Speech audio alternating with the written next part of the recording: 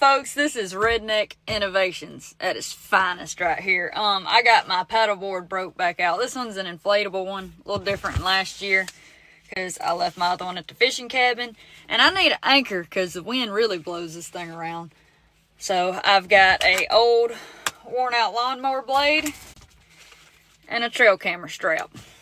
And this is about to be our paddleboard anchor because I need something.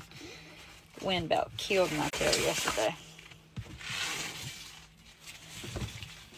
Nice.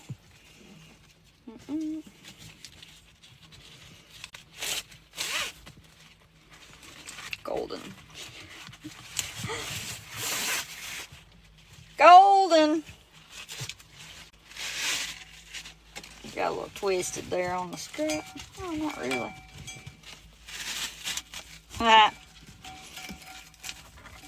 There we go. About to tire on the paddleboard. We'll be good to go.